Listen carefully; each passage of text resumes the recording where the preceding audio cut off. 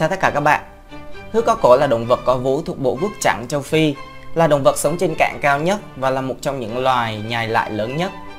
Hãy cùng mình tìm hiểu về loài vật cao kiều này nhé. Ý nghĩa tên loài. Cái tên giraffe được biết đến sớm nhất trong từ tiếng Ả Rập, được dịch là kẻ bước đi nhanh. Camelopard là một tên tiếng Anh cổ xưa của hươu cao cổ. Nó bắt nguồn từ tiếng Hy Lạp cổ đại camel, lạc đà và leopard, báo, nghĩa là loài có hình dạng giống lạc đà và màu sắc giống báo. Về đặc điểm, hươu cao cổ trưởng thành cao 4,3 đến 5,7 m, con đực cao hơn con cái. Con đực cao nhất được ghi nhận đạt 5,88 m và con cái là 5,17 m. Trọng lượng trung bình là 1.192 kg đối với con đực trưởng thành và 828 kg đối với con cái trưởng thành. Mặc dù có cổ và chân dài nhưng cơ thể của hươu cao cổ lại tương đối ngắn. Đôi mắt to và lồi của hươu cao cổ nằm ở hai bên đầu, giúp nó có tầm nhìn toàn diện từ trên cao. Hươu cao cổ nhận dạng được màu sắc và sở hữu thính giác cũng như khứu giác rất nhạy bén. Chúng có thể đóng cơ mũi để ngăn cản bão cát và kiến. Chiếc lưỡi của hươu cao cổ dài khoảng 45 cm. Nó có màu đen tía, có tác dụng chống nắng, dùng để nắm lấy tán lá cũng như léo lều. Ý mình là liếm láp, chải lông và làm sạch mũi. Môi trên của hươu cao cổ có thể uốn lượn cầm nắm và hữu ích khi kiếm ăn. Nó được bao phủ bởi lông để bảo vệ khỏi gai. Lưỡi và khoang miệng được bao phủ bởi các nhú. Bộ lông của hươu cao cổ là một trong những đặc điểm nổi bật nhất của chúng. Các loại hoa văn trên bộ lông của chúng khác nhau tùy thuộc vào phân loài. Nhưng bên cạnh đó, mỗi con hươu cao cổ có một hoa văn độc đáo và không trùng lặp, với các đốm đen dần theo độ tuổi, nhưng không bao giờ thay đổi kiểu dáng. Da của hươu cao cổ có mùi đặc trưng giúp xua đuổi côn trùng và ký sinh trùng, còn phần tối cũng có chức năng như một hệ thống điều nhiệt. Màu nâu, cam đậm, nâu nhạt và màu be là những màu cơ bản trong bộ lông của hươu cao cổ. Hộp sọ và ossicon. Cả con đực và con cái đều có bộ phận giống sừng gọi là ossicon, hình thành từ sụn hóa lỏng, được bao phủ bởi da và hợp nhất với hộp sọ ở xương đỉnh. Ossicon đóng vai trò trong điều hòa nhiệt và cũng được sử dụng trong chiến đấu giữa các con đực. Hình dạng của bộ phận này là một đặc điểm đáng tin cậy để nhận dạng giới tính hoặc tuổi của hươu cao cổ. Ossicon của con cái và con non mỏng và có những chùm lông ở trên đầu, trong khi đỉnh ossicon của những con đực trưởng thành có núm và hói ở trên.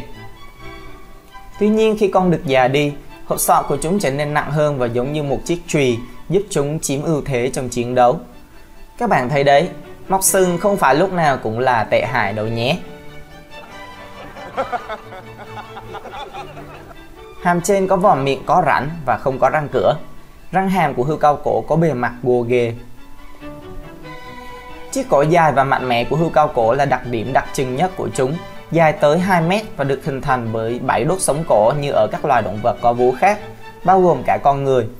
Nhưng có sự khác biệt là mỗi đốt sống đều có kích thước lên đến gần 30 cm.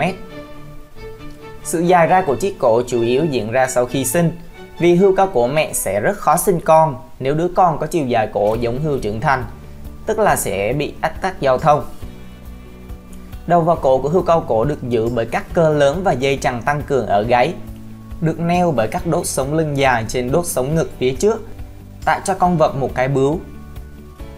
Chân của một con hươu cao cổ rất dài, ốm nhưng vô cùng mạnh mẽ. Đó là những gì chúng sử dụng để chống lại những kẻ săn mồi. Khi chạy, tốc độ có thể lên đến hơn 5-6 km/h, nhưng chúng không duy trì điều đó được trong thời gian dài.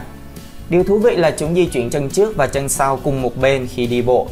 Tuy nhiên, khi phi nước đại, chúng di chuyển hai chân trước và sau đó mới di chuyển hai chân sau. Các loại thức ăn khác nhau. Hươu cao cổ là động vật ăn cỏ và ăn các loài lá trên cao. Điều này có nghĩa là chúng ăn thực vật cách xa mặt đất và tuân theo một chế độ ăn hoàn toàn dựa vào thực vật. Trong khi chiếc cổ dài của chúng sẽ hạn chế chúng theo nhiều cách. Chiều dài của chúng cũng giúp hươu cao cổ dễ dàng tiếp cận với nhiều loại dinh dưỡng trên ngọn cây. Hươu cao cổ ăn nhiều loại lá, hạt, chồi và cành và đôi khi cả cỏ. Cây yêu thích của chúng trong một bữa ăn nhẹ là cây keo và cây trinh nữ.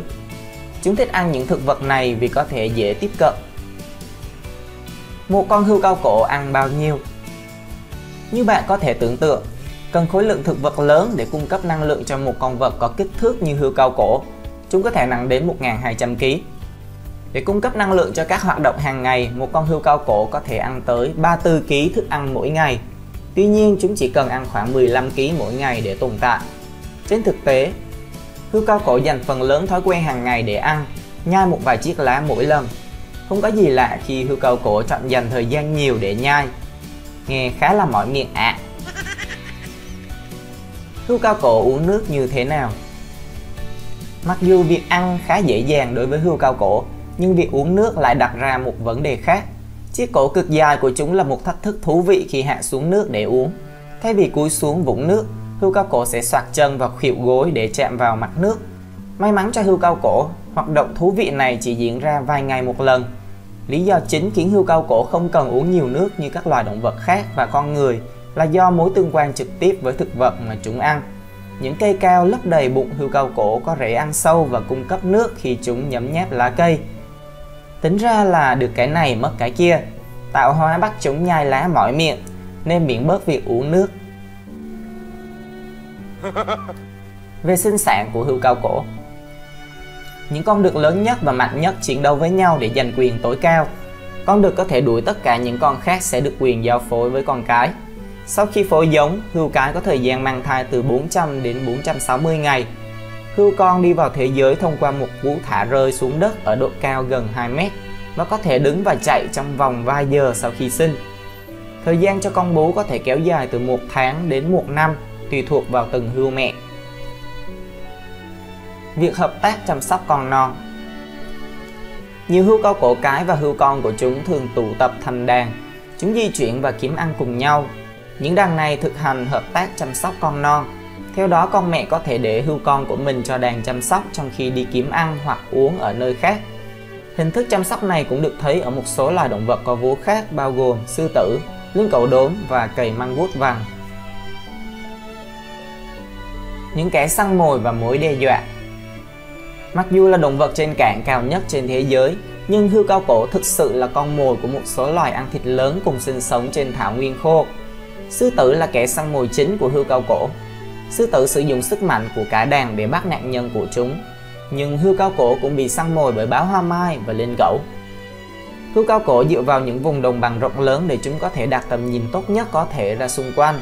Nhưng nếu kẻ săn mồi đến quá gần, hươu cao cổ sẽ đá kẻ tấn công bằng đôi chân to và nặng để tự vệ. Tuy nhiên, hươu non dễ bị tổn thương hơn nhiều và phụ thuộc vào sự bảo vệ của mẹ và đàn. Đáng buồn thay, khoảng 50% hươu cao cổ non không vượt qua được 6 tháng tuổi do bị săn mồi.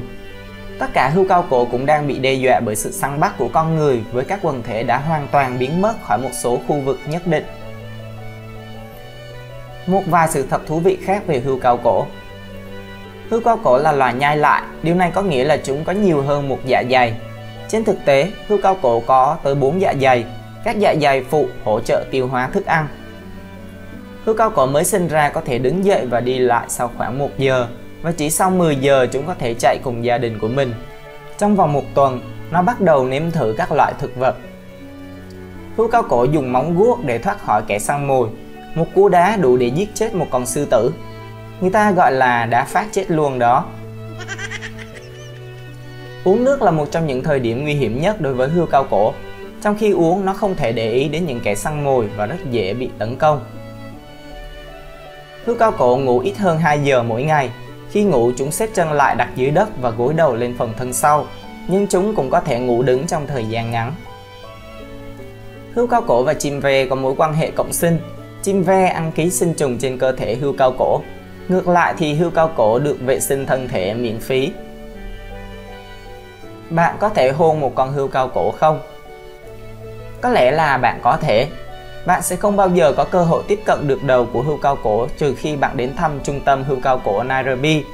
Tại trung tâm này bạn có thể hôn một con hươu cao cổ. Vâng, đúng vậy. Bạn có thể có một nụ hôn hoàn hảo với một con hươu cao cổ Rothschild đang có nguy cơ tuyệt chủng. Nếu bạn may mắn gặp một con hươu cao cổ, bạn phải biết rằng chúng hoàn toàn không thích bị chạm vào đầu. Vì vậy, hãy tránh vỗ vào đầu của một con hươu cao cổ. Nó không phải là một con chó. Mình đã cảnh báo rồi đấy nhé. Video hôm nay của mình cũng sẽ dừng lại tại đây. Cảm ơn các bạn đã xem clip. Hẹn gặp lại các bạn vào lần sau.